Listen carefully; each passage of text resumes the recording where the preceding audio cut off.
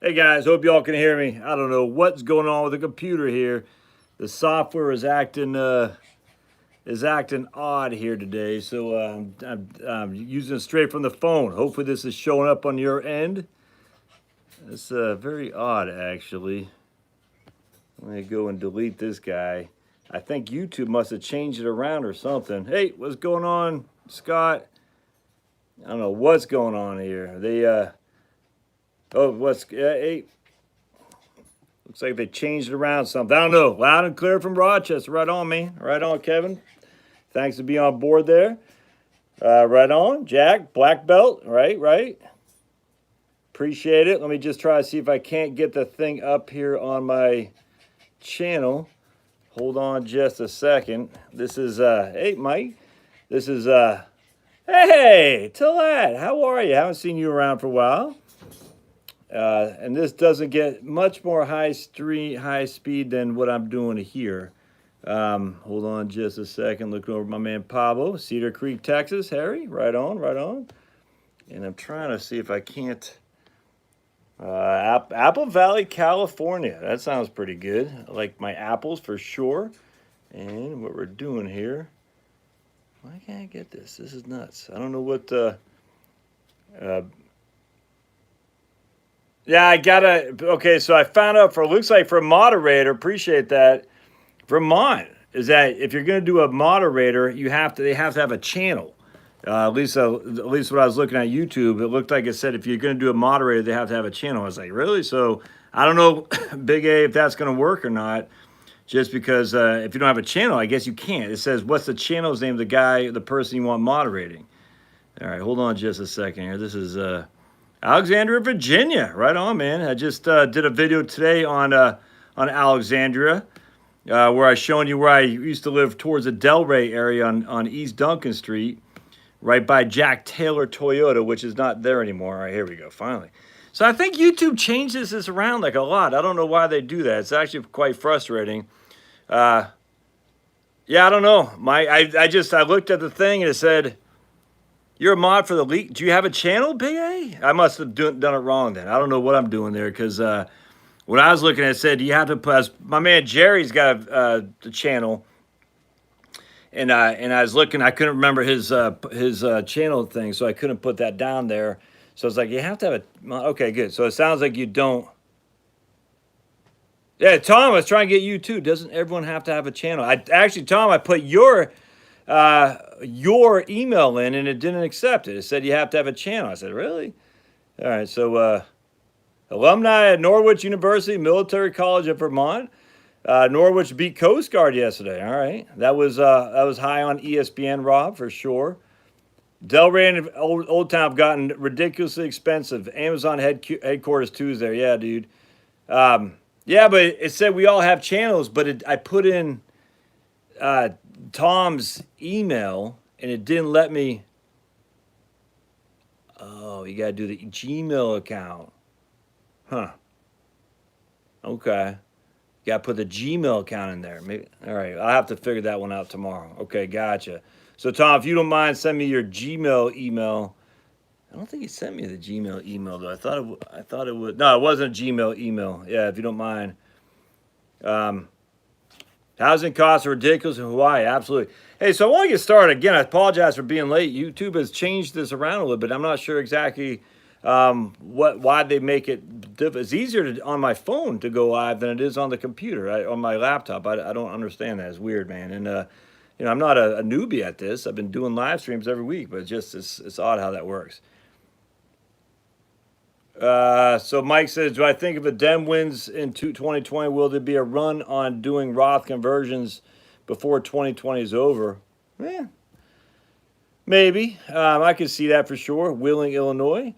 We had that. I don't know if we had that. I think Mike asked that when we had that issue when they had the Obama and Boehner had the 2-year thing. No, it wasn't Obama Boehner. When Obama was in office, there was 2 years when you could do Roth conversions and pay the taxes. You could do Roth conversions in year X and pay taxes in year Y and Z. and that was in 2010 and 11, if memory serves, or 2011 and 12. And then Obama and Boehner solidified the Tax Cuts Act from George Bush. Anyway, so what happened was there was a rush of Silicon Valley people in California doing Roth conversions, and that allowed, I think Jerry Brown was governor back then, to show that California had surpluses as if he was running the state fiscally responsible. And it was nothing more than the Roth conversions and the options and all that stuff was going on. And it was interesting. So because of that, a lot of they had a lot more revenue coming to the government, and the federal deficit went down. I remember all kinds of people and people that should know better. They're like, oh, Obama's policies are working. That's like, look, none of these policies. I mean, they're all running deficits for as far as the eye can see. Trump, Obama, Bush, they're all running it. The only time they had a balanced budget was under Clinton and Gingrich. That's just a fact. And so now, hey, Jimmy, appreciate you sending me these articles, man. I've been meaning to get. I've done a couple. I've been meaning to get a couple more done. In fact, I was looking at doing one today, but it just slipped my mind. But anyway, so they'll have a run on Roth conversions. Probably, I don't know if that's necessarily a bad thing. Just remember, anytime they pass tax legislation, it usually takes a year to two for it to actually become. Except for Clinton, I mean, he had the House majority, the Senate majority by far, but he didn't have as big as majorities as Obama did, and he got his tax hike done in 1993, retroactive to January 1st. I remember they thought that was going to be a big deal. The Supreme Court would nip that in the bud, and when they didn't, that was a big deal, retroactive tax hikes. So they said, whoa, it was retroactive to January 1, 2013, when the tax bill wasn't signed into law till June of 1993, and it was retroactive. So whether or not that effect on your Roth conversion, I don't know. I could see that happening for sure. There'd be a run on it, and I don't know that's a bad thing. I think all the politicians, especially newly elected, Elizabeth Warren, for instance, would be able to say, look, my policies have reduced the deficit. So right on. Thanks, Tom. All right, we got Pure Michigan here. Let's talk Social Security leveling option for those that have pensions tonight.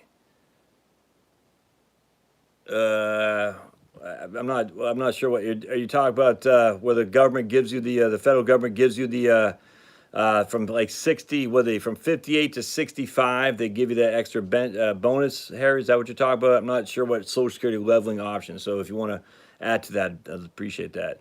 My man Kevin says FERS 371 in a pension supplement. That's what it is. Supplemental. Yep. FERS 371 pension and supplement will be 42 per year, rolling to Vanguard, retire, selling home, rent, or buy 55 over New Jersey or Florida. Yeah, man, I'm not sure what you're saying there, Kevin. Alaska, right on. Joe Ford, what are you doing up there, brother? All right. Phil from Indy, right on. Okay. All right. Okay. Gotcha. My man Al. Stocks will plummet if Dems win. That's what we don't know. I mean, to be perfectly honest, I think I've seen studies that show that Democrats in office are actually better for stocks. It doesn't matter. I mean, it's kind of like the AFC or NFC win the Super Bowl. It doesn't matter. But stock decline would make conversions a better deal. Absolutely. Okay. Mike C., all of a sudden the news cycle is fixated on the banking repo overnight transactions. Hey, Marie, I wanted to point out something. Some guy, he took me to task, I guess. I have never heard of repo in the financial markets ever in my life. I've never heard of repurchase. I guess the repurchase agreements. I've never heard this acronym called repo ever. And now all of a sudden out of nowhere, they're saying repos are, I just sit there and I just wonder at the nonsense that the financial media sells to us as a way to get us nervous. And some guy says, if you don't know what repos are, you must be ignorant or uninformed, or you shouldn't be giving financial advice. I said, dude, why? No one has ever in the history of mankind said we have a concern about the repo market, unless it's the repossession of vehicles, which is a big concern for the guy who is repoing. Why do you think a repo man is an ass kicker? Because that's a tough job. I'm telling you, man, try repoing a car at 3 o'clock in the morning in some back alley of Washington, D.C. who knows, Tom? I mean, that's the thing. Who knows what the repo is? No one has ever mentioned it ever before. And now all of a sudden out of nowhere they're saying repo. They're just looking for stuff to be worried about. Look, it has some legitimacy to it, yes. I was reading my man Brian Westbury. He mentioned it the other day. The only reason he mentioned it is because Pablo is sitting right here, Jill. And there he is. He's such a good boy. He's starting to get a lot more happy with my other my brothers and sisters here. My brothers and sisters, my sons and daughters here. So it's not just me. If I'm sorry if I'm looking down, you're looking up my nostrils. That's probably not too cool. So, but I got my phone. I couldn't get the computer to do it. When I was doing it on the software, it said you have to upload your streaming software. I said, I don't have any streaming software. It said you got to click on here to upload your streaming software. So I click on there. It says you need, what's your streaming software? So I don't have any streaming software. So I don't know how to do this. So I'm just going to jump on the phone. So if it looks like it's a little bit of an odd place, I'm sorry. Anyway, so no one knows what repo is. I don't. Yeah, I got my stand that I had. I have it upstairs in the. I got it upstairs in the. When I went with Fritz to Blue Ridge, it's still up there. So now it's just me in my hand right here. So we're all right. It is moving around a little bit. I'll try to keep it as steady as possible. But I'm looking. I can see it right there. It is moving around a little bit. You do the best you can, man. You do the best you can. No, right on. Anyway, no one ever worried about the repo market before. Now all of a sudden the word about the repo market is nuts. That just chucks me. And then this guy says, well, you don't know. You're either ignorant or you're stupid or whatever. It's like, dude, come on, man. If you know all this stuff, I want to see an article that someone had written 6 months ago on repo markets. I want to see any article that someone had written on the repo markets, and there isn't any. All right, let's see here. Alaska. All right. Glenn Beck warning us of a 2007 over again. See, the thing with Glenn Beck, though, he's selling, gold. He's selling storage items, for his food storage. He's been doing this for 10 years. I mean, hey, Virginia. I mean, he's been doing this for so long that it's like they live on fear. You know what I'm saying? And I'm not saying don't be prepared, but we have the same kind of people that are doing the same kind of thing, which is selling fear. A run on the banks? That didn't happen in 2007. What's he talking about? There's no liquidity. There's no liquidity. I shake all the time, so I'm compensated for it. Well, now I got my arms up against kind of like in a place like this where it's a little bit more stable. And I apologize for the shakiness of the video here. When I was up in Blue Ridge, I left my stand up in the back of my car, and it's up there right now. And I was thinking, oh man, but I was running late to get on this here today because it took me 10 minutes to try to figure out the stupid software. And then when I got on there, it's like, man, it wasn't working. I was like, I could be 10 minutes late, which I don't like being, or I could just jump on the phone and do the best I can. So I figured I'd just jump on the phone. The fear, man. And again, I am a prepper. I got no problem stating that at all. I am a prepper. I have my prep items. If you could see you'd see all my prep items. I've done videos on it before. 3 battery banks in there. Got lots of inverters, lots of storage food, lots of water. Every time I go to Costco, not since my rotator cuff, I buy 45 bottles of plastic water. I mean, I got all kinds of stuff in here.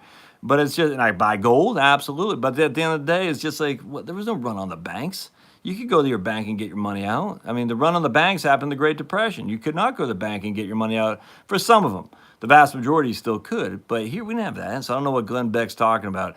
Glenn Beck, what's the word I'm looking for? What's the word I'm looking for? Where they jump on the bandwagon kind of thing. It's just, I don't know. I don't trust Glenn Beck. I hate to say that. I just don't. I don't trust him. His anti-Trump stuff, that was a lot of guys I thought were conservative when they went, and this isn't trying to be political, but when they went on that anti-Trump crusade in order to vote for the opposition, I said, those guys aren't legit. The legit guys were the ones who backed the nominee to take on the big government Hillary. I mean, Hillary represented a big expansion, a solidification of not what I want to see in America, that's for sure. And when I saw people like Trump and some of these other guys, Peggy Noonan, hell, Jennifer Rubin. I mean, these guys were, supposedly the conservative voices of the Wall Street Journal, the Washington Post. I mean, David Brooks has always been a lib on the New York Times, but those people don't know my kind of people. That's all there is to it. And I hate to say, I think Glenn Beck, I think money has allowed him to not see what most people are going through, and most people see just. I don't know. It frustrates me. It's too bad, but you know who your friends are. And I would say the same thing if I supported Bernie, by the way. That's why I think Bernie jumped the shark when he jumped in hook, line, and sinker with what the Democrats did to him, because they screwed him, man. They screwed him royally, and yet he let he let the dollar and to be the prominent voice of the democratic socialism. He let that run him into the Democratic Party, and he just went along for the ride. And he should not have. If Bernie would have fought the Democrats, he would be, I think, a legitimate candidate, and he is not anymore.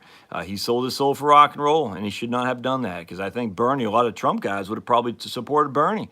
I know he's a socialist. I know he's insane, but like my man over at the Conservative Treehouse says, the Democrats and Republicans, and he has a thing of I guess some kind of armadillo or something like that with spikes on his back. He goes, because this isn't working anymore. And I think there are a lot of people, Trumpsters and Bernieites, who agree with that. Say this isn't working. It's got to be a better way. And Bernie threw in with the Dems. Too bad. All right, so let's see what we got. All right, hold on just a second. All right, TSP FERS new withdrawal options taking effect this month. There you go. So the TSP Modernization Act of 2007 that Trump signed, of 2017 that Trump signed in 2017 comes to effect. Fantastic. Kevin says, which is better tax-wise? But I didn't see what the question was, so I'm not sure what the tax-wise was. So I'm not sure. Okay. What's the difference between a pre-tax 401k and a Roth? Or are they the same, says my man John. I do a post-tax 401k to get the company match, and a pre-tax, because of convenience, is with Vanguard through work. I don't get why you have to do a post-tax 401k to get the company match. I'm not sure what you're saying there, John. So you do a post-tax 401k to get the company match. I mean, I get that, but why not just do the Roth if they have the Roth 401k? It's hard to say which is better. I just don't know your circumstance. A lot of things going on in that question. Are you married? How much income you making now? How much you have deferred already? A lot going on that to say which is better. But if you're doing a post-tax and it's not a Roth, I'd wonder why. If they don't have a Roth opportunity, that's one thing. But yeah, I don't know why you do a post-tax if they have a Roth 401k there. Arkansas in the house. Did Arkansas got beat by San Jose State, the SEC? I know Georgia did beat Notre Dame. I get that. But other than Georgia, LSU, Alabama, I'm not even throwing Auburn in there because they got lucky in their first game against Oregon. If Florida was a flash in the pan. You got those three guys, and that's it. The rest of the SEC is just dogs, man. Dogs. I mean, I was looking at Georgia's schedule. They got nothing coming down the pike. It's nuts. I mean, you might as well play Eastern Carolina going forward anymore. So I saw Arkansas, Mississippi lost, I forgot, and then we got, the SEC is not good. But Georgia's good. I was surprised the Notre Dame game was that close because Notre Dame usually is not as good as their. Notre Dame is the one school that gets the privilege like the SEC. Missouri, they got spanked by who they lose to? Like, it was an FBS school, man. In the second week of football. Yeah. So the news. All right. I saw a CNBC article that the financial professionals at the Delivering Alpha conference are terrified of the socialist Elizabeth Warren fearing she'll tank the markets and the economy. Yeah, I believe that as far as I can kick that. A lot of those financial professionals, my friends, are big libs. So look at Jeremy Grantham. He's a big lib. A lot of Tom Steyer. A lot of these guys, I'm telling you right now, the rich guys are the libs. The middle class financial planning professionals, up silver, gold, are the quote unquote right wingers. But the big guys with the big money, the Tom Steyers, the Jeremy Grantham. So there's another guy. Just a lot of those guys are big lips because they got the money, man. And so now they can focus on things like climate change. That is their way of giving back, they think. But I don't believe that. I bet hell, I think Hillary Clinton got a whole lot more money from the financial world than Trump did by a big factor for sure. So I don't trust those financial gurus as far as I can kick them. Do Vanguard mutual funds only charge dividend? Okay, gotcha. So my man Deke from Alexandria says, sorry about my hand being there. You can see that. Do Vanguard mutual funds, it's not that they only charge you, Deke, is that they send you a 1099 on dividends and interest. And I don't know about the active management funds, Deke, if they have a 1099 on capital gains. The ETFs, they don't. The ETFs, they don't. The index funds, they don't, is way I understand it. But on I don't know about their active management funds. I'd imagine their active funds, they do, because that is still a Wellington. Let me think on that a little bit, Kenny. But on the Wellington fund, for instance, I mean, the Wellington runs the Vanguard fund, so I'm not sure if they have that patent not to have 1099s on capital gains on the mutual funds. I just don't know. The index funds, my understanding is absolutely. The ETFs, absolutely. But on actively managed funds, I'm just not sure. Let's see. Josh, what's your take on the repo market?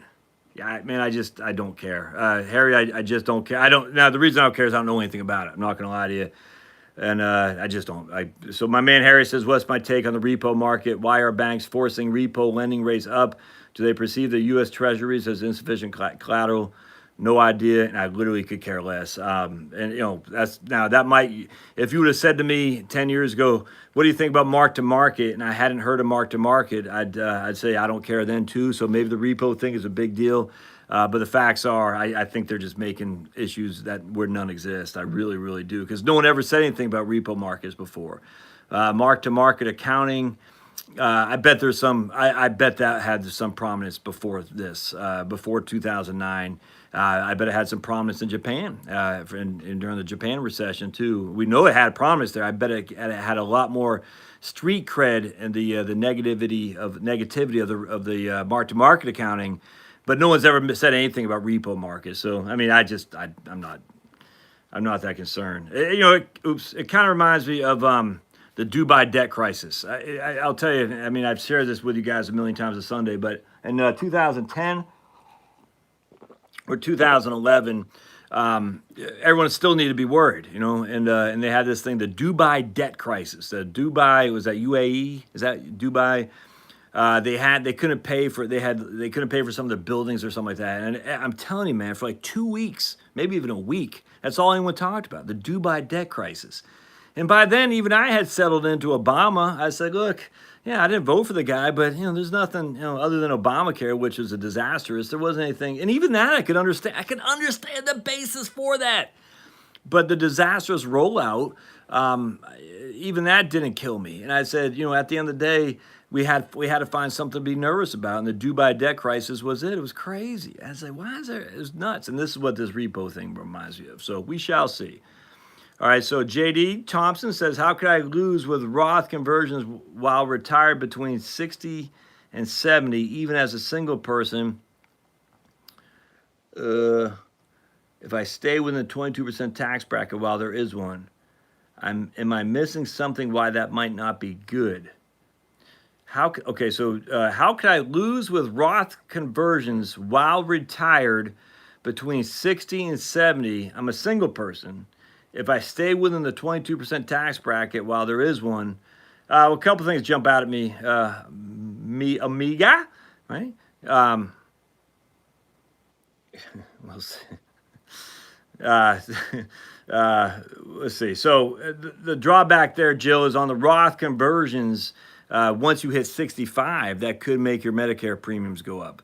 Because once you're a single taxpayer in a 22% tax bracket, once you have modified adjusted gross income above, we'll just say $85,000, your premiums on Medicare go up 35%. Once you hit about, 100, something like that, 100 to 7,000, they don't go above 30%, they double. Once you hit like 120, they triple. Once you hit like 130, they quadruple. So that would be what you could be missing out on for sure. Secondly, I think this is a worry, is that if the markets do tank after you've done Roth conversions, there's no get out of jail free card like we used to have. We used to have what's called the recharacterization, where you could recharacterize a Roth that you didn't want to do again. It basically is like literally a get out of jail free card if the markets went down. Those days are gone. You can't recharacterize it anymore. So if you do it and then consequently the market falls 25%, you pay taxes on $100,000 and you look at your account, you only got $75,000 left. But that's not has nothing to do solely because you're a single person or anything like that. It just has to do with the fact that markets could go down. That could be what you're missing something.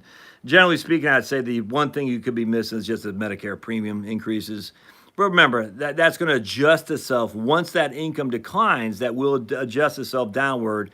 It's supposed to. It's supposed to. If it doesn't, you need to contact Medicare, CMS, Center for Medicaid and Medicare Services, and say, hey, fix this.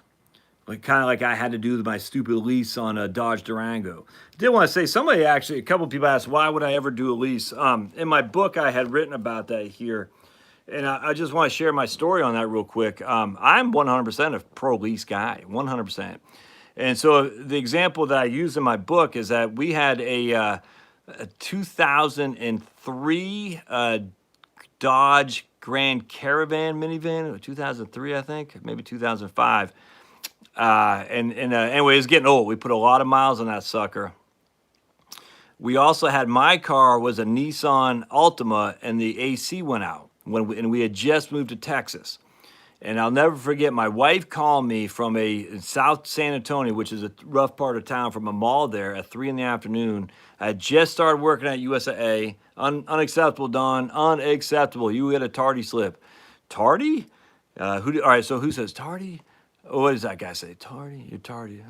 There's a song where a guy says, tardy? I forgot what he says. Anyway,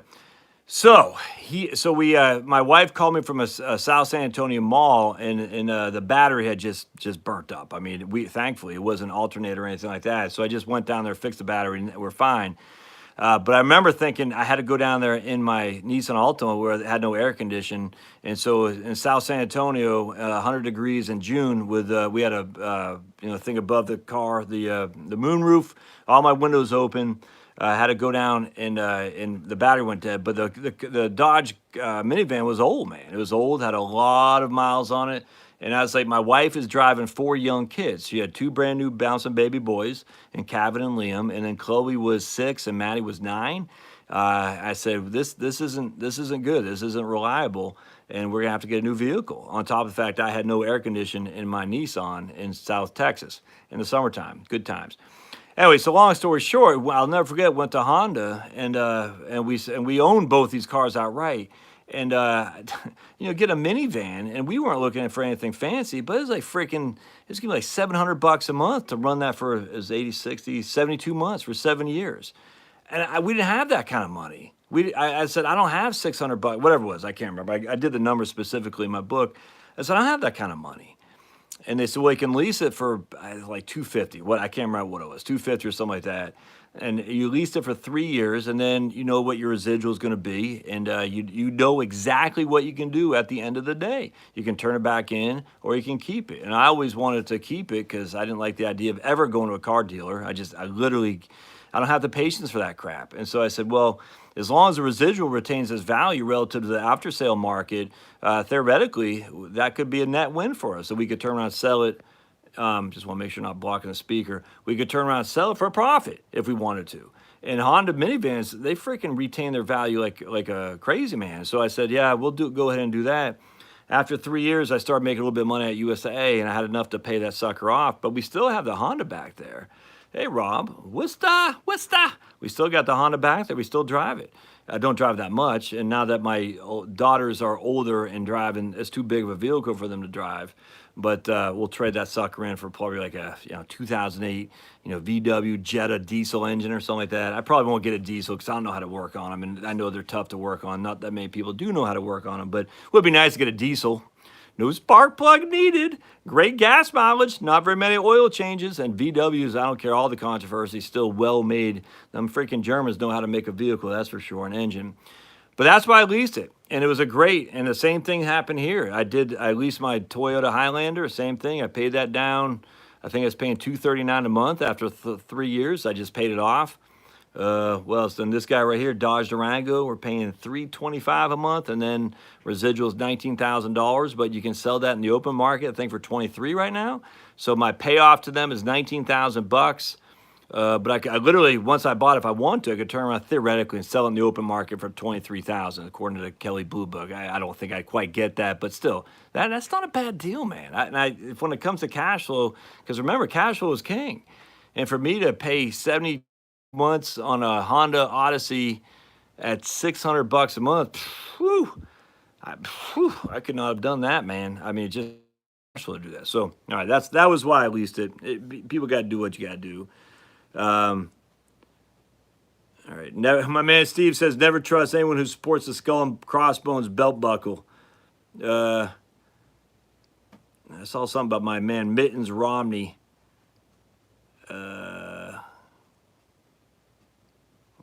Right, yeah, Romney's the worst. Rob, Romney is the worst. I don't know what I'm embarrassed. But he's another financial titan who, sold his soul for rock and roll. And I'm saying that just because that's a Black Sabbath album, right? And you all know that. And I love Black Sabbath, early Black Sabbath, when they had Ozzy was fantastic. But sold his soul for rock and roll. I'm just saying that like he sold his soul to the devil. Just in case you guys did not know that. I'm not accusing Romney of being Satanist. Please don't take this literal. I'm just saying that's the way I say he sold out, man. We got Mike Horty from North Carolina. I'd take Bernie over Elizabeth Warren. Woo! That just scares me, Mike. That scares me. Peter A says, when I talk about this is a good question, Peter. So Peter A says, when I talk about the yearly returns on Vanguard, again, sorry about the shakes here. Is that net of fees? Yes, absolutely. So anytime you're looking at like Yahoo Finance, anytime you see the mutual fund fees in there, even on Vanguard's website, it will be net of fees. You got to keep that in mind. The nice thing about this is what pisses me off about the portfolio managers who charge a fee, a 1% fee, is that they don't have to disclose net of fees. They can disclose gross of fees, which is wrong in every single stretch of the imagination. But the Vanguard, I mean, it could be any fund. It could be Fidelity, my man Tom, big Fidelity guy. He throws rotten tomatoes at me because I said I like Vanguard more. Just playing. But anyway, even Fidelity, it doesn't matter. T. Rowe Price, when they show their mutual fund performances, it's net of fees. Because the fees they work almost like a credit card balance, if that makes sense. Right on. They work like a credit card balance. You know what? You pay a daily credit. You don't pay a monthly fee. It's daily. They charge a daily, whatever it is. If it's 10%, you divide that by 365. You got your average daily interest. That's how it works with credit cards. The same way as how it works with mutual funds. It's literally a daily charge. So if their net asset value pre their fees is $10.13, and then they take a penny off for that daily fee, their net asset value, the trading at the end of the day, the share price is $10.12. I know it's kind of confusing, but that is net of fees, and that's what you will see when you get your when you see your statement, Peter. But that's a great question, man. All right. Silver and gold. Will I be adding a set? Man, I tell you, Kenny. So my man Kenny says, and again, sorry about the movement here, guys. He says, will I be adding a section on the dividend growth fund? Probably I won't. If I was about to retire, I would go Wellington instead of dividend growth. And I don't agree with everything Nassim Nicholas Taleb says. He takes Richard Thaler to task brutally in his book Skin the Game about behavioral economics and mental accounting. I disagree with Taleb on that. I absolutely believe there is mental accounting where people look at their assets and they see a certain amount of income they can draw from one asset versus from another thing. So anyway, but what Nassim was saying was you can have the best probabilities, the best potential rates of return, but you have to survive. Survival is critical to everything, and if you're not surviving, all else is not. And the reason I say that is because the bonds in there, I think are going to be a headwind on the total return. But the bonds in there are probably going to give you more survivability. And so if I had to choose one, and you don't have to choose just one. That's the thing. No one has to. You can choose both, for heaven's sake. But if I had to choose one, it would be Wellington, simply because the bonds do give you that cushion during the chaos of 2008, during the chaos of 2001 and 2. And because of that, that increases your ability for survival. And if you don't survive, it's kind of like the sequence of return risk. If you don't survive, you can have the best rates of return over on average, but you're not there to enjoy it. All right, so if you don't survive. And so here's a quiz for you guys. Total chaos, mass confusion, right? So it's a rap song for you guys. Rhymes so hypnotizing they might cause an illusion. Anyone know what that is from the 80s? Any 1980s hip-hop guys out there? A white boy from Maine knows my total chaos, mass confusion. Rhymes so hypnotizing they might cause an illusion. Anyone? Oh, man. That's okay if you don't. If anyone knows that, I'll be stunned. All right, so let's...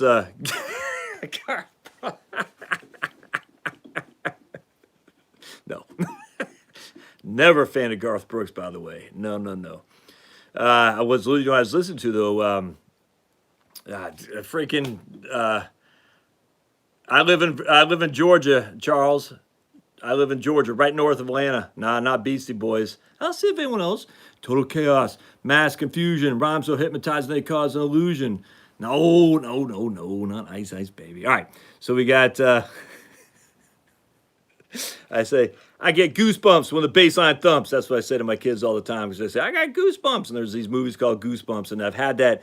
That's the thing, when you rhyme, you remember. So you got rhymes in there. I remember these lyrics from going back to 1988, 1987, 1986. All right, let's keep going here. All right, age 62, okay to use part of proceeds to pay taxes for Roth conversions. I think so. I haven't seen from my man, nope, not Run DMC, Rob. It begins with an E. The album begins, I look like Mr. Bean. I wish I had, okay. Okay. I wish I had, EP. Holy crap, man. Did you Google that? Generation X dividend investor? You had to Google that. EPM, Eric, no, it wasn't Eric B. Did you know that? Did you? Eminem, come on. EPM, Total K. Yeah. Man. All right. Look at these. Yeah, that's fantastic. EPMD, that first album they did was fantastic. After that, they fell off a cliff. In my opinion. Just my opinion. All right. So, yeah. So someone says, let me just go down here, and I think we got some, let's get rid of... Oh, maybe I can I add a moderator here? Hold on just a second. It looks like, I wonder if, let me see, Tom Major. I'm going to bring you up. Can I add you as moderator? Add moderator. Hey, that's all I had to do. Hey, Tom, Tom Major, you're now our moderator.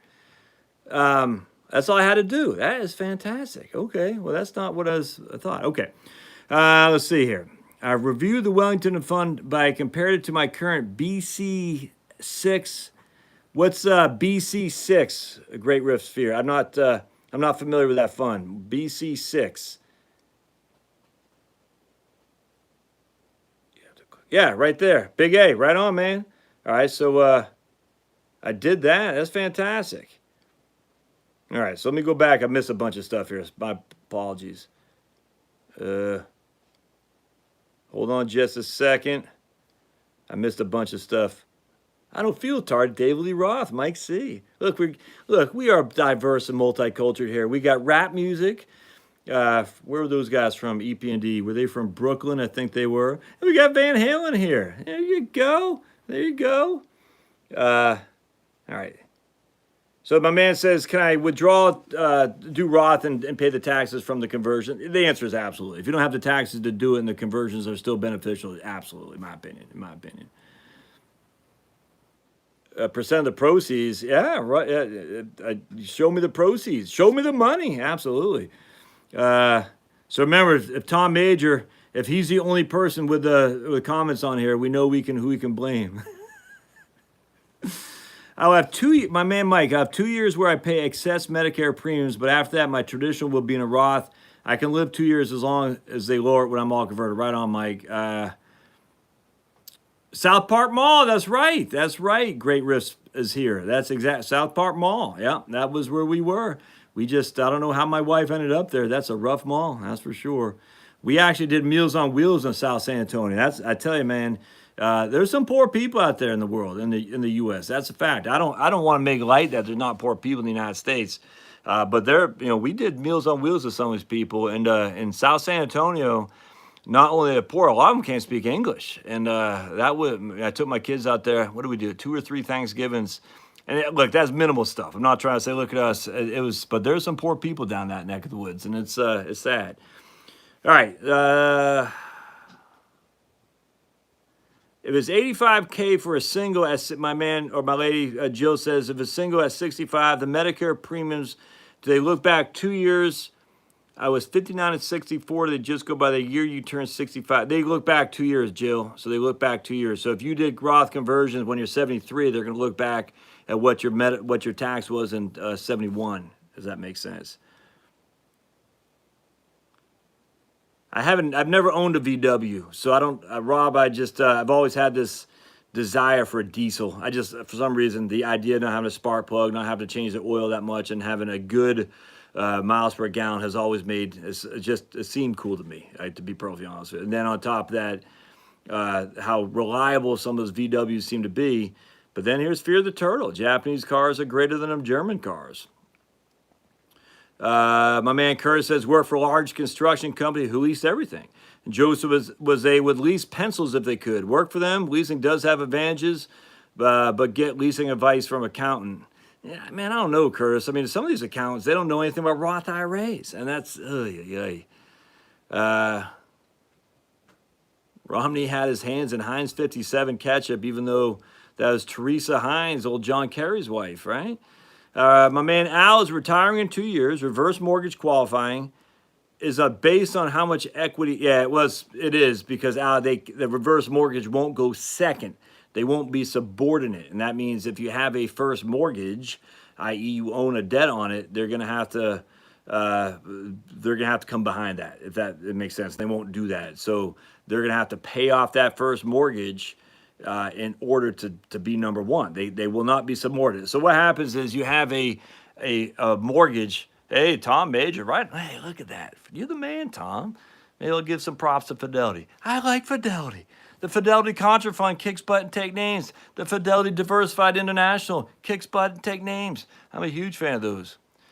There's another couple funds from Fidelity I loved, but I can't remember what they were. Anyway, so what was I saying here? Reverse mortgages. So when you're taking a lien on it, when you're taking a mortgage, you have this thing called a deed of trust. All right, so you have the deed. The deed is your name on the property. A deed of trust is you're transferring the lien to the bank. So the bank has a deed of trust against your property. When the mortgage is paid off, they'll rubber stamp it, send it to the deed of trust, which means they've released their lien on your property. You can have as many deeds of trust as anyone would want. There could be 20. I mean, they're never going to get paid, but theoretically, you could have as many liens on your property as anyone would want to put on there. But what happens in a mortgage capacity, you got the first mortgage is typically just a simple, regular, conventional mortgage. Then you got a home equity loan or home equity line of credit, which is called a second mortgage. And those will be subordinate to the first, which basically says at the end of the day, if this house needs to be foreclosed on, who gets first dibs, who gets second dibs, if that makes sense. And so the second lien holder will always come in second behind the first lien holder. A lot in the old days, back in the go-go years of 2000s, any bank would be more than willing to become second, would be subordinate to the first, because they said real estate only goes up, right? It only goes up, and that was simply not true.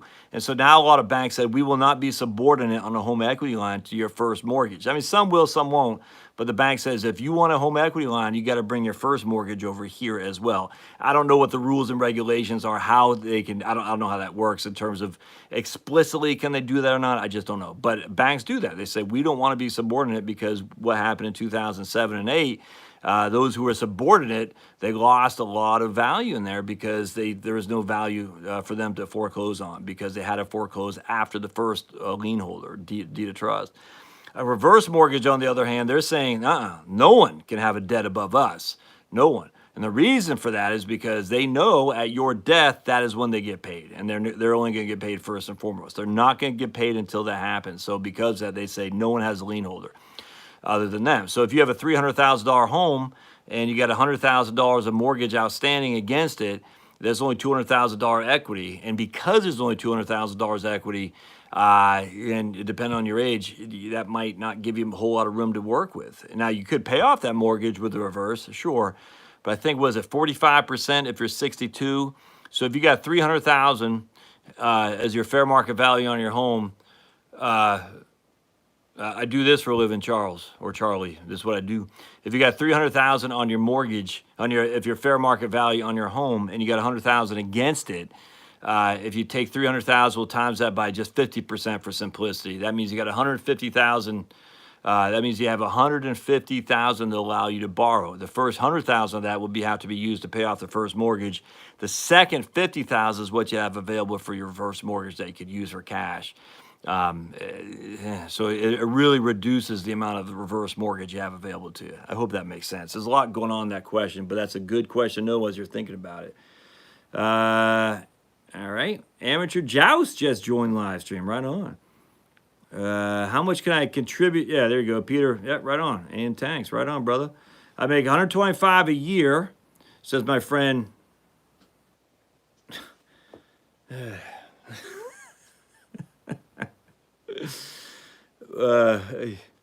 make 125. Have you look? I'm not in Grand Stevens area, but have you seen that guy? He shows you. He shows you what he makes. Which I'm not there. Trust me, I'm not there. But he makes a lot of money. My man Flossie Carter, he makes a lot of money. He just does YouTube videos. Lots of people just doing YouTube videos and making money, man, without question. Look at Grant Steven. Love the guy. Love his channel. I follow him, and I think he said he made like 50,000 last month or something like that. I was like, it's crazy. I mean, it's insane how much people making this stuff. That's why I tell people all the time. If you have a passion about something, start a YouTube channel. I mean, worst case scenario, you might make $500 a month. That ain't bad money. It's not bad money. I mean, that's your Medicare stuff right there. All right, so we got, I make 125, says my friend up in Washington, have 100K rollover from previous employer. I'm single, no kids, 59. At 65, pension about $4,000 a month. At 67, Social Security about $3,000 a month. Should I do rollover? Rollover to an IRA? I would, absolutely. I don't know why you would not do the rollover. Mushkey-potamus. I'm confused. Conversion. Okay, that's what I was wondering where you're going with that. Yeah, I don't know. I mean, at the end of the day, we've talked about this before. It's depends on how. If you're single, that's a tough one because you're pulling. I was talking to somebody today about this, or yesterday. Was it? I did a video on that. I think now it was a guy Roth conversions. It was. So you're single. You know, when you retire, you're gonna have $4,000 a month of pension at 65. Your Social Security is $3,000 a month. So roughly 85% of your Social Security would be subject to taxation. And that'd be about, we'll just say for simplicity, $2,500 a month. So you'd be making $6,500 a month income before taxes. $6,500 a month times 12. That's $78,000 a year. You take away your standard deduction, 13.6 or whatever it is now. You know, your taxable income is only $60,000 a year. I don't know. I don't know if I'd need to be sweating the Roth conversions. I just don't, because you're pulling taxes forward. Yeah, dude guy building a cabin up in the woods in Canada is almost, 1 million followers. It's crazy. I mean, it's crazy. Guy, I mean, as much as I can't stand the Google, the politics of it, I'm completely stunned that more people don't jump on the YouTube bandwagon. Because I know it's nerve wracking at first, then you just get used to it. And then just remember, if you're going to go this route, just remember no one hears you for the first 3 months. There'll be no one. My first, hell, freaking 5 to 10 live streams, I probably had one guy, and that's probably my wife, making sure I didn't make fun of her. But no one's going to hear you. Just remember that. Don't, like my man Skip Ritchie, he called me the other day. He came down here. Remember, he did some videos on not Medicaid, on Social Security disability. And he's doing videos, but just stop doing it. I said, Skip, you gotta start. You gotta do it, man. If you're gonna do it, you gotta do it, because no one is going to hear you the first few months. You just gotta keep at it. And remember, no one's gonna hear you, but don't let that stop you. If you got something to say it. But anyway, going back to Mushkey, I just don't. That's a tough one. I don't see the huge benefit of pulling taxes forward in order to potentially avoid them in the back end when you might not even be here. You might be dead. So I don't think Roth conversions are as obvious to me for single people as they are for married. Remember, married people, they're going to be in a higher tax bracket because one person is going to die off. So we know factually that there will be somebody in a higher tax bracket. I'm not so sure that's the same case for you, Mushkey. And I forgot who my man was who asked about that, the video I did today up in Tennessee.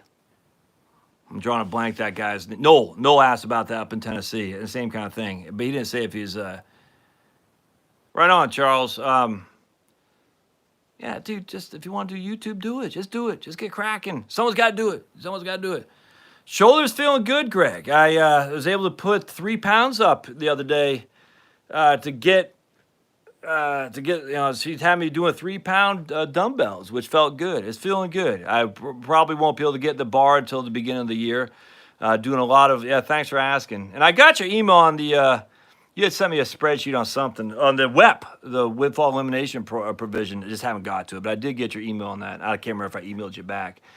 But I might, instead of doing hard, heavy weights going forward, I might do a lot of bands. Bands stretch out and they feel good. You'll never get strong doing bands, but I might just go band. It feels good to stretch out your arms like that, and they don't. There's not much resistance, so I probably will never get back to my strength. I certainly won't hit my 1,000-pound club, which sucks, but it slowly does it. Right on, man. All right on. All right, let's see.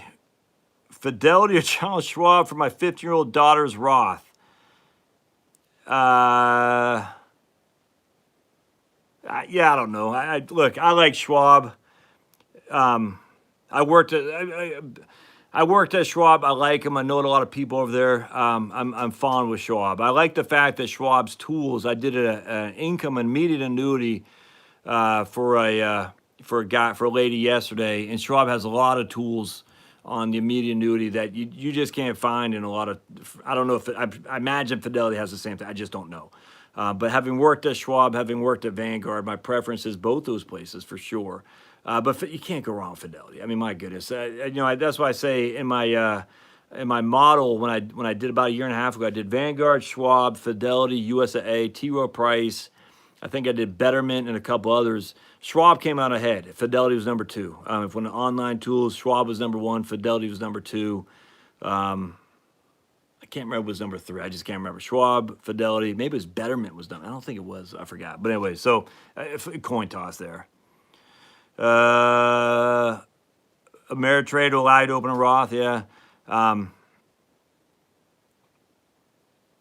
If I would invest the net from the Roth conversions and invest them for the longer term or exactly the same as in the pre-tax account, how is that any different than leaving them in a pre-tax account? If I would invest a net from the Roth conversions and invest them for the longer term, because you don't have RMDs, Jill, no RMDs. And so the issue on the pre-tax accounts, you're going to have to take money out later on to pay. Now, I will say at the end of the day, facts are, if you're in the same tax bracket throughout your life, it won't matter. Literally, it won't matter. But what people don't understand is those RMDs, the required minimum distributions, will add to your tax bracket potentially that the Roth won't. And I know this is kind of wishy-washy from what I just sent to Mushkey-Potamus, but the facts are, as you live longer and longer and longer, you're gonna have more and more money set aside potentially, which means more and more RMDs. Those RMDs go to your bottom line on your 1040. And because that, you can have more Social Security taxes, more Medicare premiums, all that. The question is it worth it to pay the taxes today to avoid what may never happen? You may not be around long enough to get those higher taxes in the future. And I don't think it is. I don't think it is. I think it's worth the risk. The tax code is inflated too for inflation, don't forget. So it's not just, it's not like Social Security taxes where Social Security is set in at 25, 32, was it 25, 32, 34, and 44. It's not like that. Ben Late from Texas. Unacceptable, man. Tardy. What? I don't feel, that's right. I don't feel tardy. So it's hard for me to say a single person should pay more taxes today to avoid something that might not happen in the future. We can make a case on every single unique situation, but man, I don't know. I don't see a huge benefit of that other than the fact, now let me throw a curveball in there. We know the Trump tax bill will go away, which means your standard deduction will go down. Now, you will get your personal exemption, but that'll still be less write-offs than you had during the Trump tax bill, because standard deductions are significantly higher than your personal exemption and your standard deduction pre-Trump. And so on top of that, the tax brackets go from 10, 12, 22 to 10, 15, 25. So that's something else you got to consider, but it's still a tough one. And when you run the right capital software, it does include that the end of the Trump tax bill. It does say in 2026 the tax laws will be pre-Trump. If just FYI, anyone who's used the right capital software, it is adjusted for that in there for sure.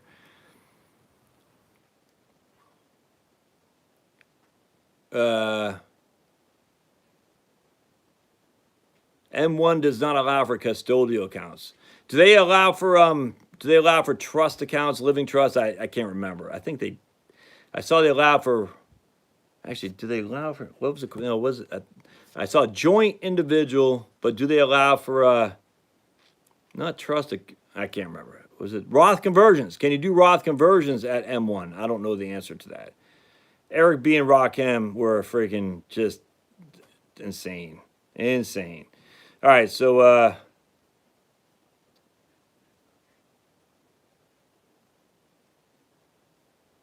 man, I'm missing all. There we go.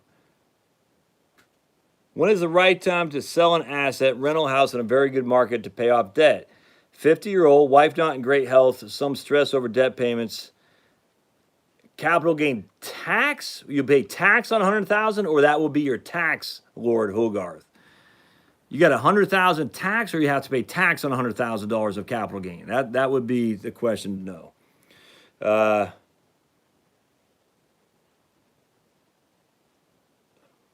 Right on, right on.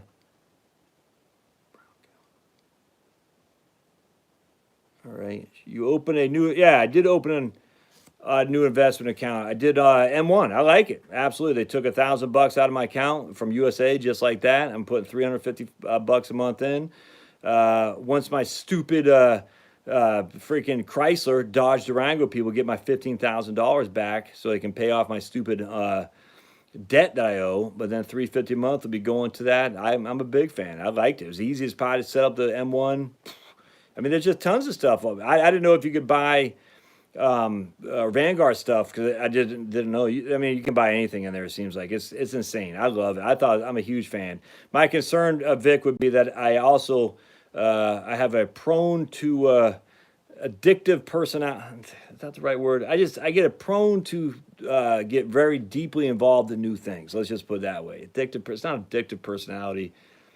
Shiny objects maybe, and the M1 was kind of a shiny object. I could easily see spending a lot of time on that, all for naught. And I don't want to, because it's a waste of my time.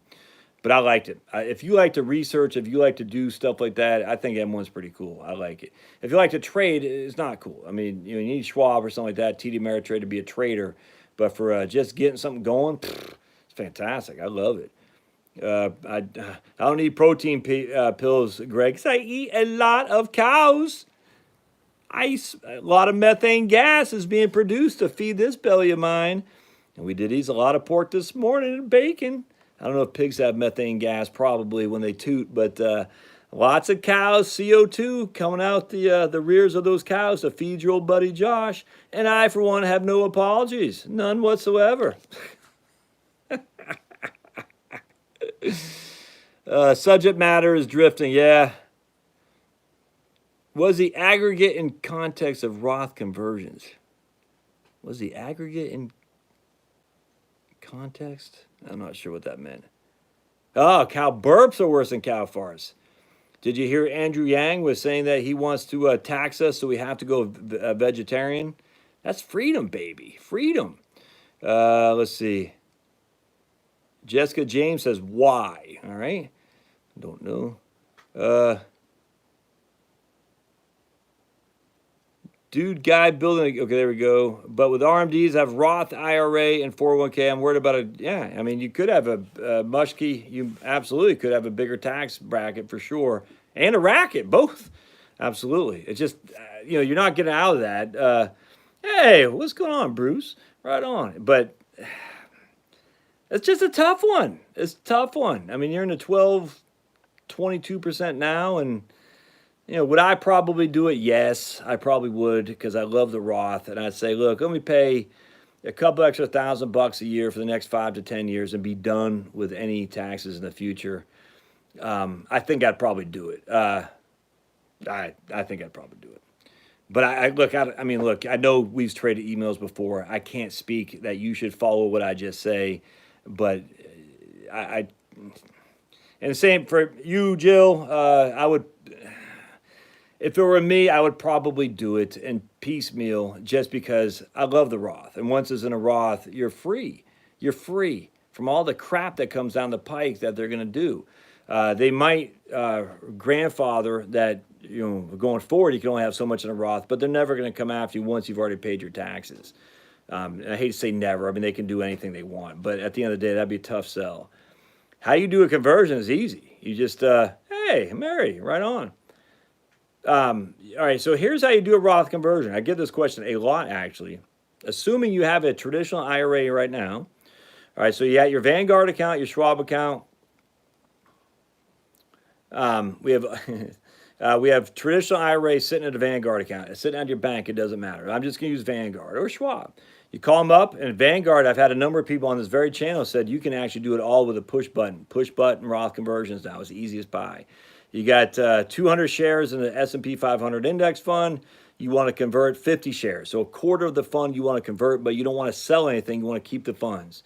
What I would do is I would go online. And I would text them, or I would email them or something like that. So I want to convert in kind. I want to keep my shares from point A, the traditional, and move to point B, the Roth. What do I need to do to get that done?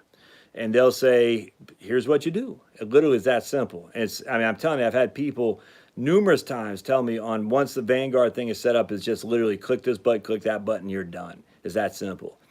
How much should you do? I mean, I keep it simple, stupid. So let's just say you had that $100,000. Oh man, there you go. Chris, that's fantastic. All right, sweet. Chris, you want to, I don't know if you have that link or anything, but my man Chris just says, I think Chris is a man. He or she says, there's a YouTube video of a guy showing you how to do Roth conversions at Vanguard, just a couple clicks. That's fantastic, Chris. Thanks for the heads up on that. That's freaking awesome. So that's why I love YouTube. People showing people what to do. I was watching my man Money in Life TV, Dan the CPA. Done with a couple Vanguard. Yeah, there you go, my man Steve. Yeah, I would. And then so Steve said he'd done a couple. Doesn't have to talk to money. Tom says how much you figuring out how much tax you got to do. I would just at the end of the day, I'd say 20%. That's what I would assume. It depends on what state you live in, but I just go every $10,000 is going to cost you $2,000. I think that's a safe number. It's probably be less than that, but that's what I would do. So let's just say at $100,000. The easiest way is say do 25,000 in the next 4 years. 25, 25, 25. In year 4, you got 36,000 left. Just do the whole thing. Whatever. That's what I would do. Keep it simple, stupid. Don't get too caught up in this, in my opinion.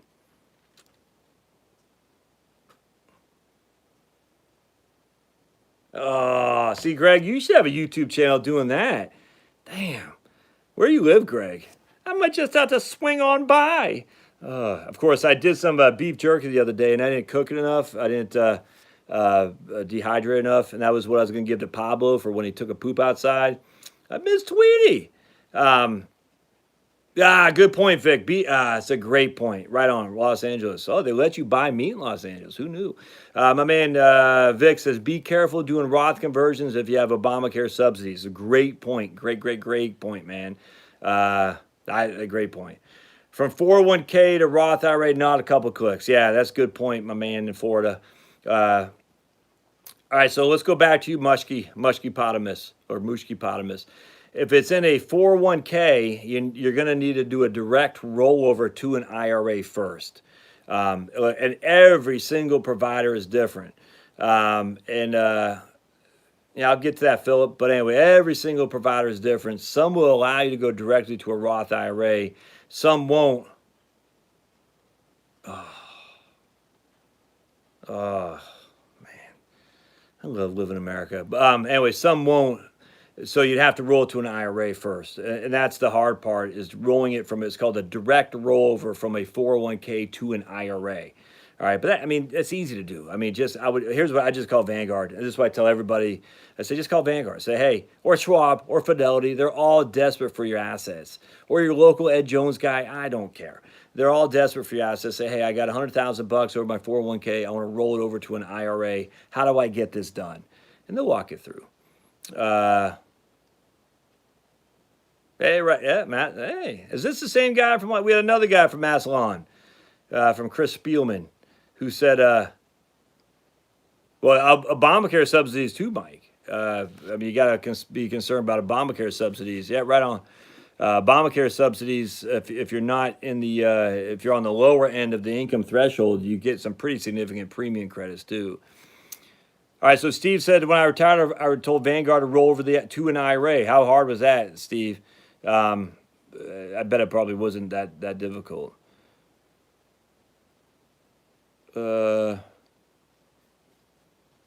Yeah, right on, Tom. Usually the 401k plan will dictate how it works exactly. The 401k is always going to be the arbiter of how that works, for sure. Someone says, thanks a million, Tom Major. You rock. Okay. So my man Steve Brooks says easy. So Mushkipotamos and others out there who are looking at, he gives us Vanguard stuff. He says he went straight, just said to Vanguard, or to his employer, roll to Vanguard, done. Mr. T is in the house. Man, how awesome is that? Mr. T.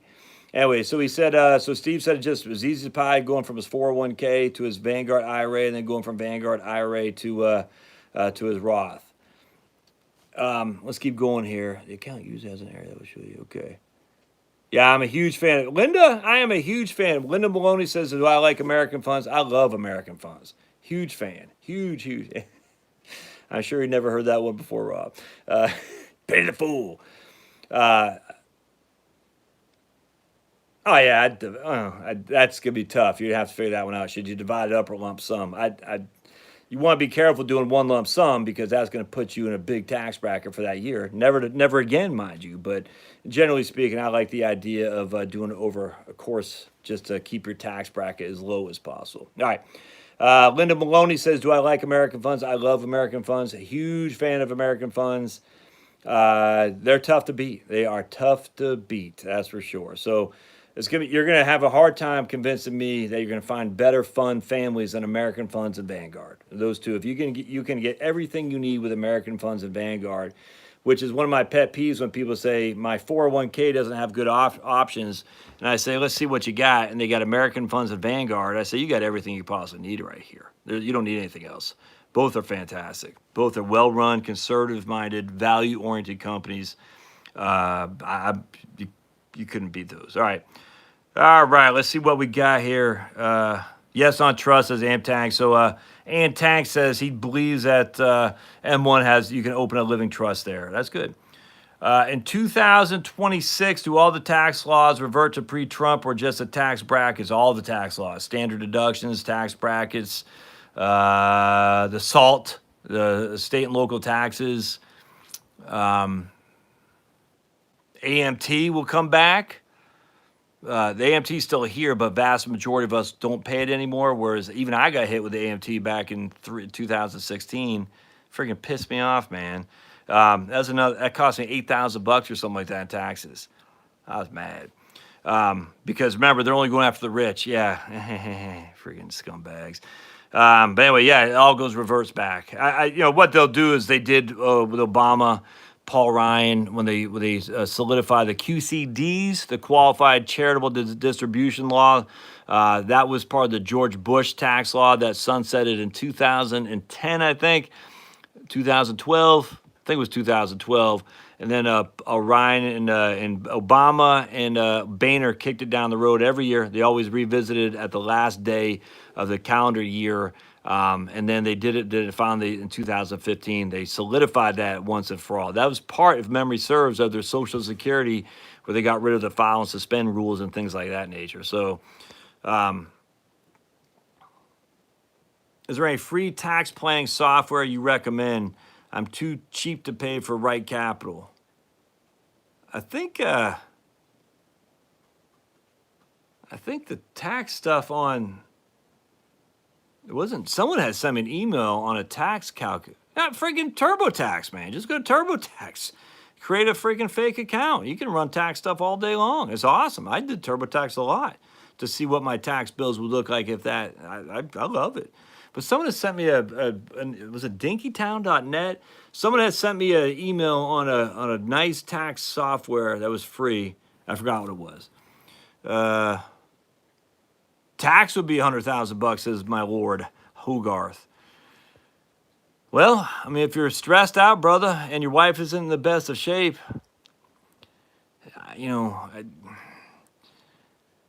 taxes are the benefit of making money. I mean, it's just no other way around it. If you got a $100,000 capital gain tax and you divide that by 0.2, what does that mean? You got, let's see. So we got a $100,000 capital gain. We'll just say on the 15% capital gain tax, you got $666,000 of net proceeds, right? Something like that. Yeah, I'd probably just pay the tax and be done with it and sell off to get off your debt, get that burden off you, let your wife enjoy the money. Yeah, that's what I would do, man. Again, I don't know your circumstance, don't know who you are. I just know if my wife was suffering and I had a way, and I was making me nervous from having some debt, and I could net, $560,000 and enjoy it, knowing full well that she would be around to enjoy it, but not knowing full well that she might not be 5 or 10 years. Freaking, I'm doing that 100 times out of 100. Who was I listening to? Darren Dalton. Remember Darren Dalton from the Philadelphia Phillies? He died of a brain hemorrhage at 55, just a few years back. Or was it, maybe it was even, it wasn't that long ago. And I was like, damn, Darren Dalton, man, that guy, 55 years old. I mean, you don't get more athletic and strong than that guy, and yet that's what I'm saying. You just don't know. Enjoy it, enjoy it, enjoy it.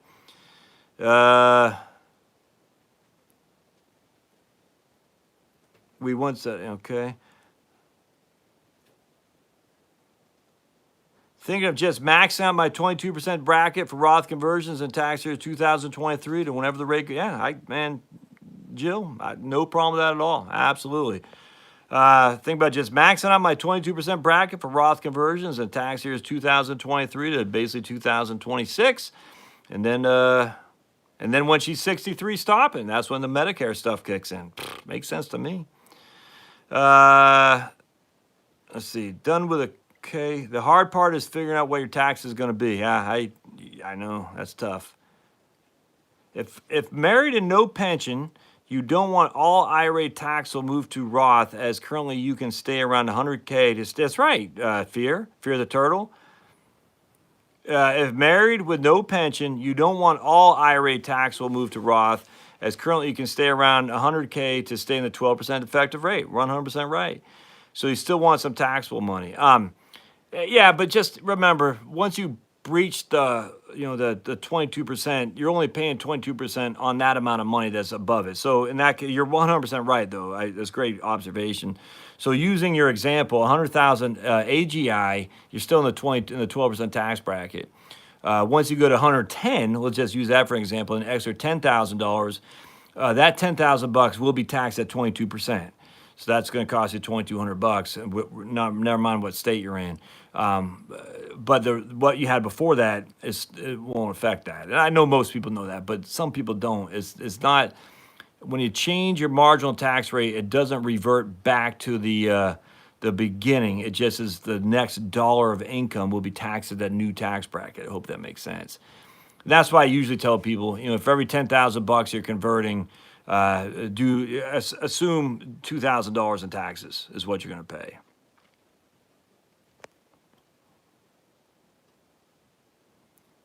Yeah, man. All right, so Phil says, Philip, I'm 56 and I have VA benefits, 401k, and Social Security, owing 50%,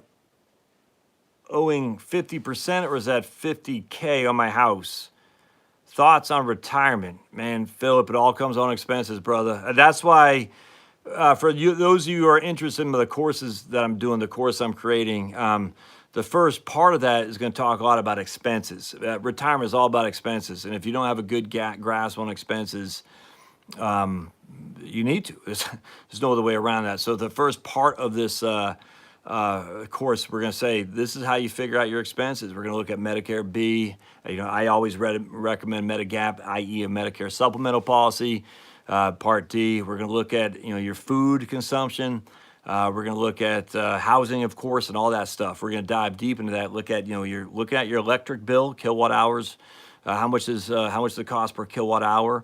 You got to look at this stuff. You know, have you got higher insulation and all that? I mean, we're going to look at all this stuff. Look, I'm not going to quiz you on your insulation value. Was it R value or something like that? But I am going to say, look, you know, what have you done to reduce your expenditures going forward? Because once you retired, and let's just say you're 58 years old and you're working for the oil firm in Houston, Texas, making $180,000 a year. Once you separate from service, you ain't ever going back to making $180,000 a year. It's just never going to happen. They don't want you. I'm not saying they're not glad that you're there. They're not going to hire you again. You're a cost to them that they would rather not have to pay. And we all know this. So you got to be prepared to run those expenses lower than what you might think you would be when you're making $180,000 a year. Because if you don't, you could be in a world of hurt. So we're going to talk a lot about expenses, and I'm telling you, and we'll go into some of the things. You know, I was reading. Wait, hold on a second. I'm going to look at this other computer. I'm going to share with you something on the Census Bureau. I was watching a video today. Who was it? It was the guy, Meet Kevin. I've come to like that guy, actually. Meet Kevin, he's like a Graham Stephen acolyte. Is that what his acolyte?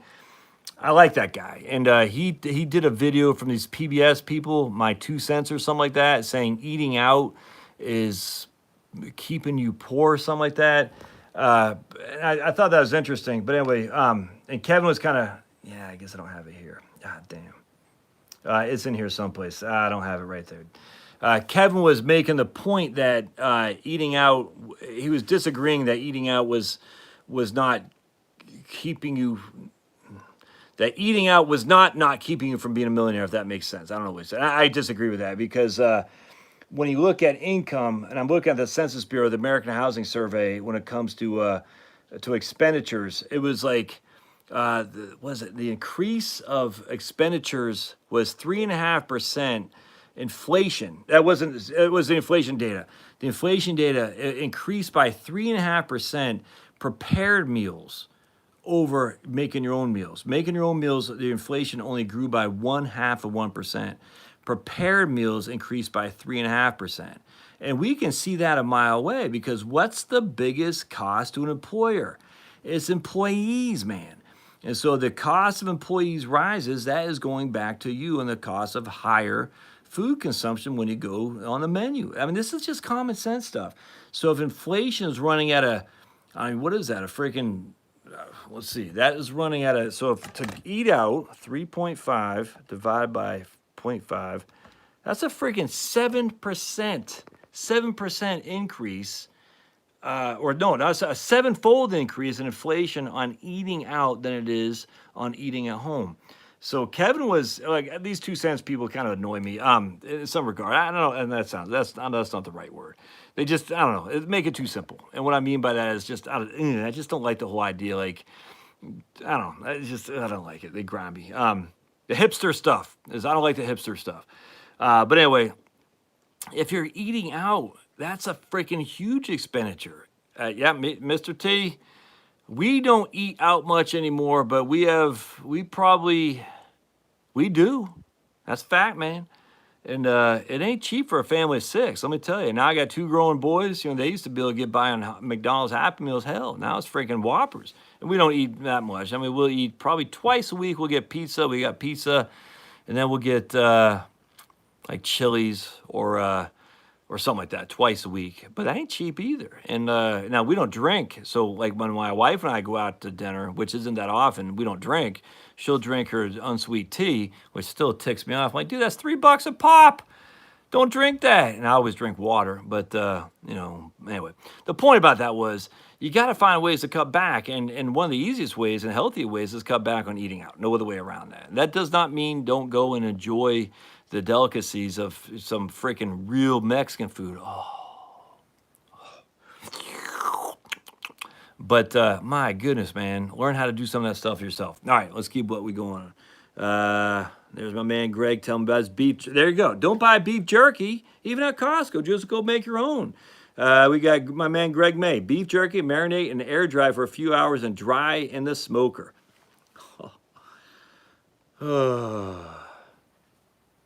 Oops, missed a bunch. Hold on just a second. Yeah, right on, Darren Dalton. Will Peterson. Oh, so, okay, hold on a sec.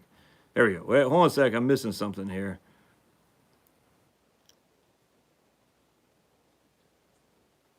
All right, here we go. Yeah, so Steve says when he retired, he told Vanguard to roll it over, and they did it easy as pie, easy peasy.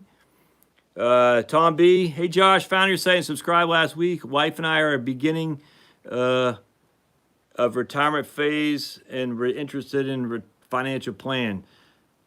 Someone had sent me an email and I emailed them back. I could have sworn his name was Tom, to be honest with you. And it got caught up in their spam and it said, I don't know if that was you, Tom, but I got a email that said spam caught that email up, and I said, well, I hope he emails me back because I got a point of an automatic reply. Actually, I'm looking at that now, and I'm curious to see who that was. All right, Tom, appreciate you sent me your Gmail account. Now I can send you spam. Tom, buy this. Tom, buy that. All right, that's Tom Major, by the way. So let's see here real quick. Bear with me just a second, my amigos. And again, while I'm thinking about this and talking Spanish, because, I said my amigos, that means I'm fluent in Spanish. Cannot highly recommend, again, John McWhorter's book, The Language Hoax.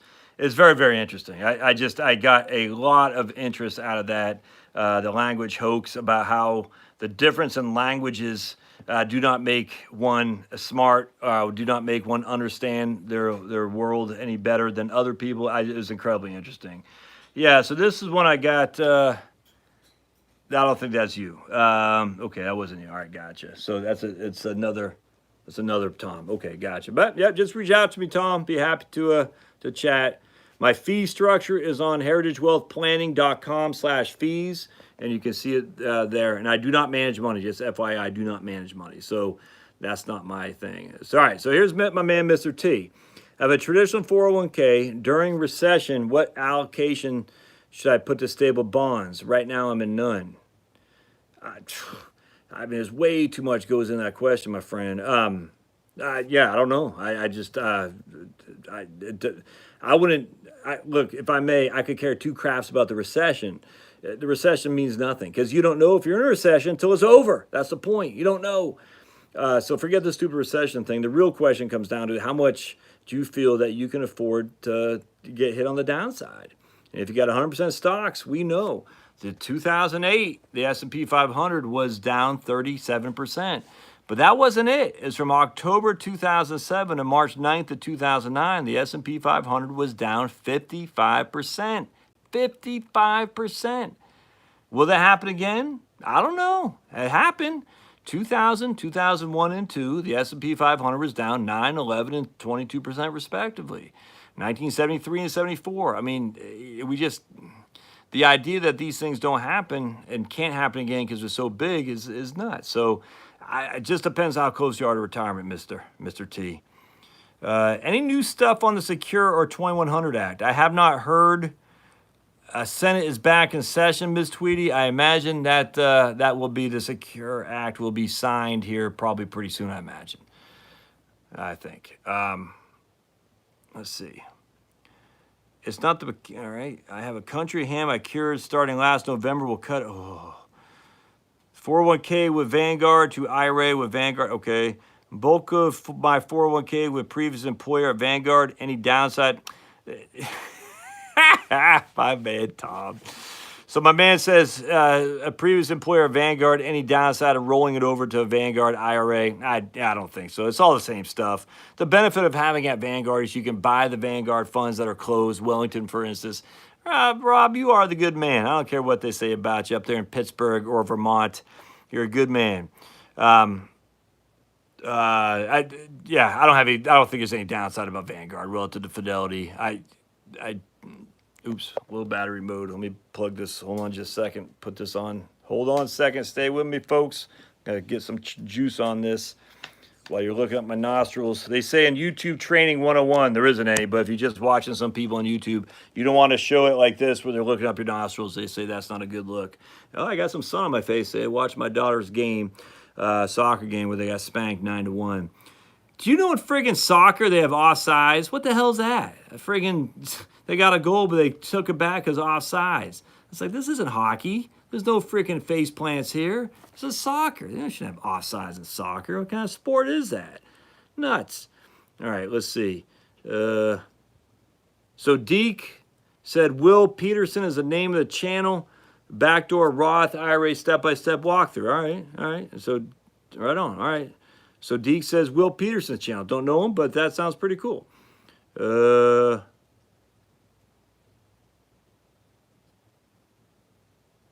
No, I wasn't talking to you, Deke. I was talking to Chris. Chris was the guy, and I wasn't sure if Chris Dorr, if that's a guy or a lady. There was another Chris on here that I called a guy, and there was another guy I was calling a girl.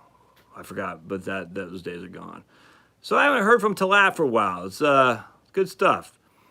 I'm glad you're back there, Talat. Haven't seen you around, so good to be back. The only benefit to leave funds in ex-employer 401k, potential lawsuit protection. Yeah.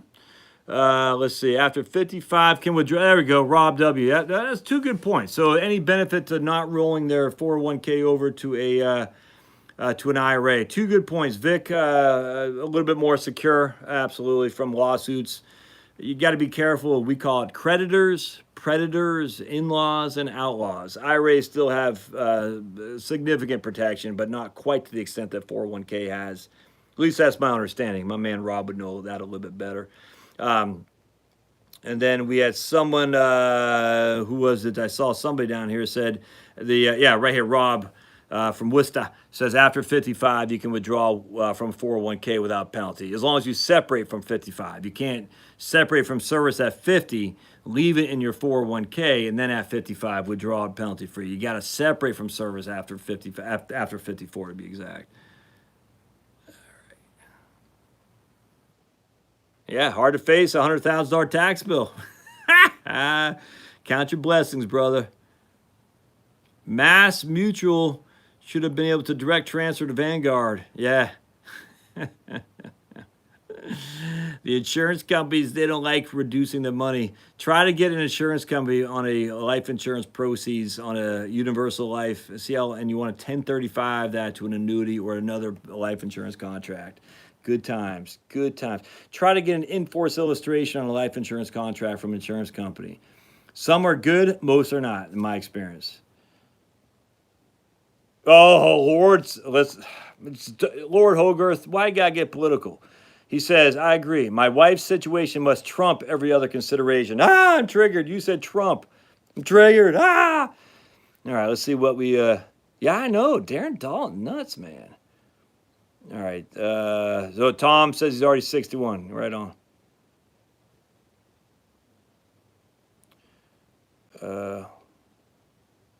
Let's see. Any taxes out?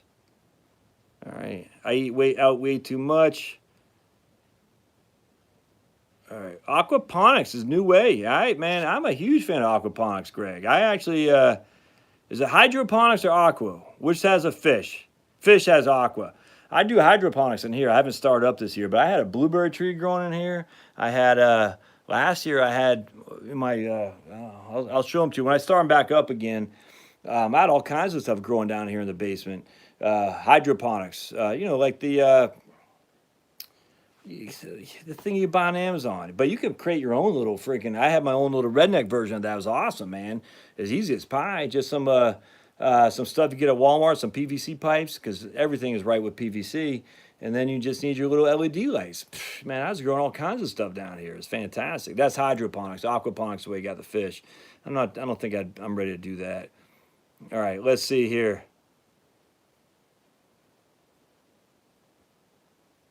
The Indian Casino Buffet for seniors is $10 on weekdays. Best bargain in town. Yeah, you're not going to hear any argument from me on that, man. That's freaking fantastic. As long as you don't go spend all your money in the casinos. All right, it's okay to eat out. Yeah, it's totally okay to eat out once in a while. I got no problem with that. They're just saying people are, I don't know what the show was saying, but the implication was people eating out way too much, like our man Mr. T says here. All right, let's see what else we got down here. Mexican food is high carbs, but it freaking tastes so good. Oh. All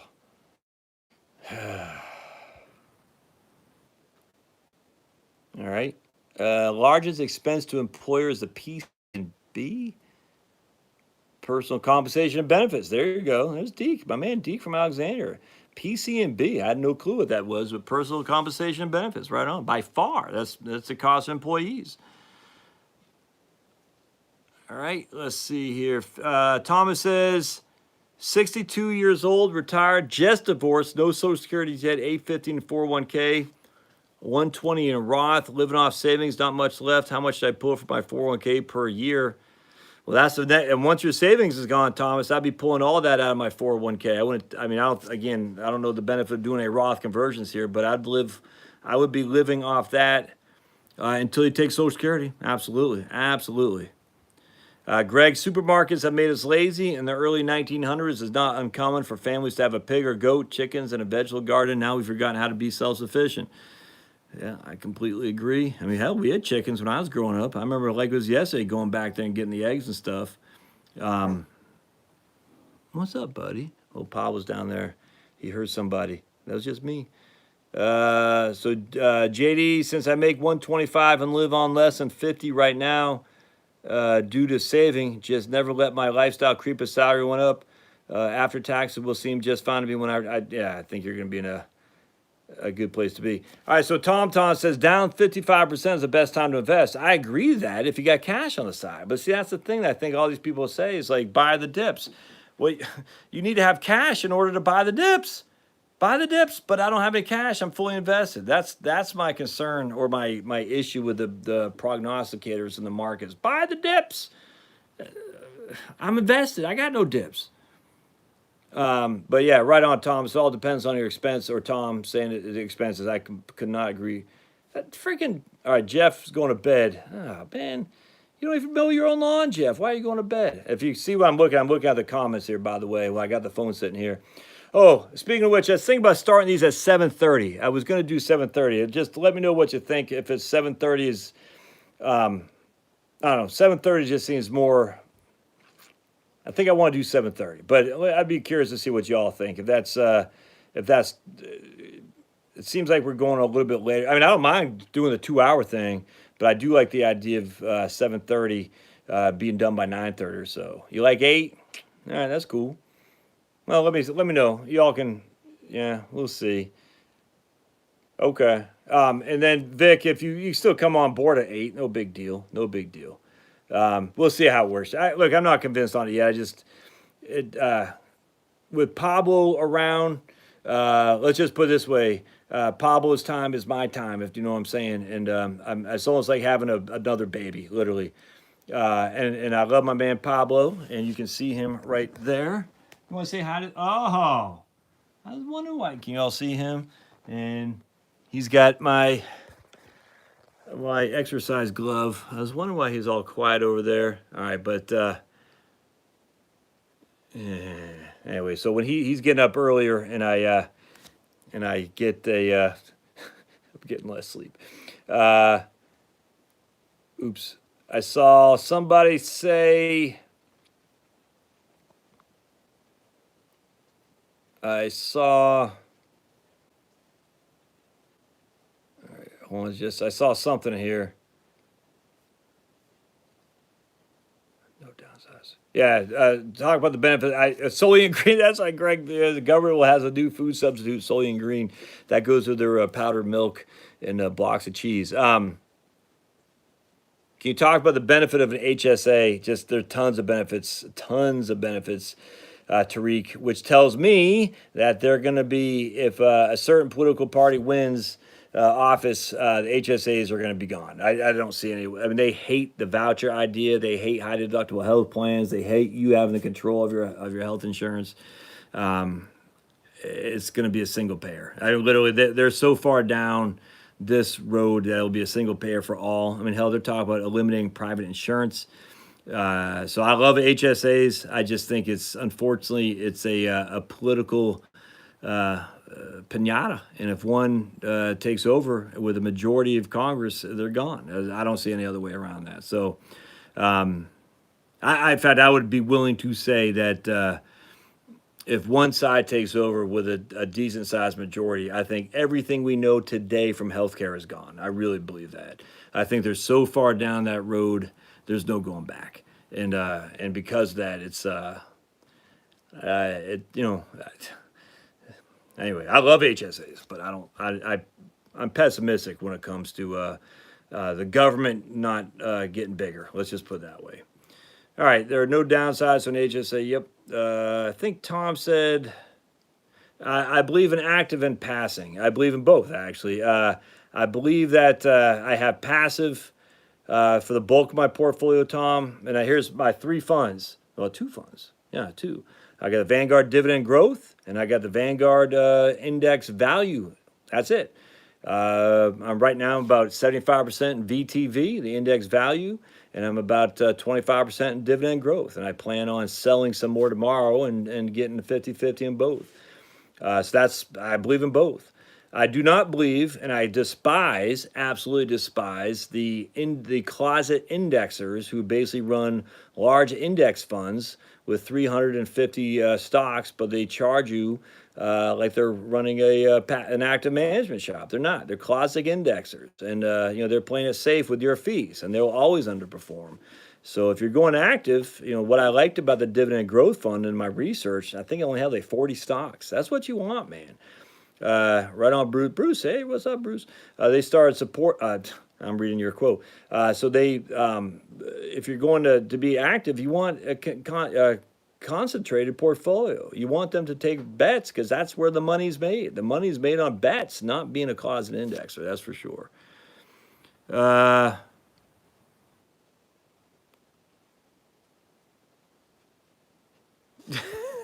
So, I live in a Maytag refrigerator box and steal Wi-Fi from my girlfriend's parents. What else can I do to save money? You go down the pond and that's where you can take your showers. A Whirlpool is cheaper than a Maytag. Yeah, high carbs good for endurance sports. I don't do any endurance sports though, man. My sports was weightlifting until I had my rotator went kaput, but those days are gone for the time being. Very much looking forward to get back into that bar. Look, it's been sitting like that, as you can see. What's that? 225, 235, 235 on the squats. I haven't done 135 on a squat. Is that 235? We got 250. Yeah, no, 245. I haven't done anything for since February. That's freaking days. Damn, that's 7 months. I haven't done any weightlifting for 7 months. That's why I've lost all my weight.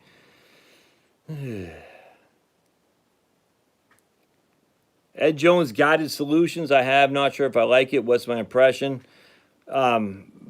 Yeah, I like the American funds, Super Novak, which I imagine they have you in. I just don't know if if they're if they're charging a fee on top of the mutual funds. I don't know. I'm not all that familiar with the Ed Jones Guided Solutions. I would just American funds at NAV. That's net asset value, i.e. A shares.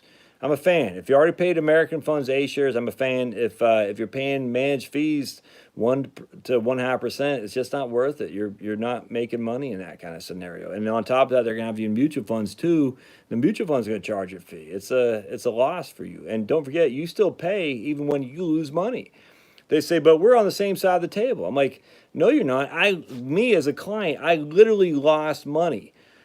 Well, we lost money too. No, you didn't. You still made money. You didn't make as much money as you did because I lost money, but I literally lost money. Why should I have to pay you if I lose money? You are still getting paid. Nuts. Hey, Scott 62 is in the house. All right. Get Pablo a treadmill, then he can walk himself and give me some electricity too. Yeah, boot socks. Harry says doesn't care what time he's retired. Right on. Should I buy the dips of my current allocation of all stocks and cash? I mean, I don't know what your whole scenario is in terms of your overall asset allocation, but I mean, I like having cash on the side to serve a purpose. Cash is an asset, and I'm fully invested. So for me, cash is an asset to spend for the next 1, 2, 3 years. Everything else is fully invested, so there's no dips for me to buy. Ed Jones has real high fees. Yep, exactly. Hey, Jesse Martinez, man. Right on. Thank you, brother. I appreciate that. Yeah, you saw Pablo. There he is. Hey, you want to come up here, Pablo? Everyone wants to see you, buddy. Hop on up, big man.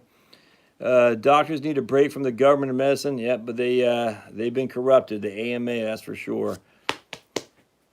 And look, there he is. Hey, everybody, want to say hi to everybody? You want to say hi? Pablo is the true star of the show. I think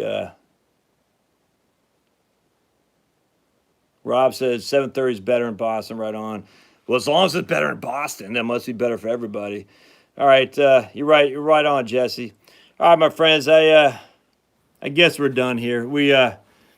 I really appreciate you hanging in there. If I could just real quick, I don't know how to say this, but I mean, just that I got we're averaging 165 people here tonight. It's with me sitting on my phone doing this, with my dog coming on, this freaking mess of my room down here. I mean, it's nuts, and the idea that you guys are here to hear me yap is pretty cool, and I can't.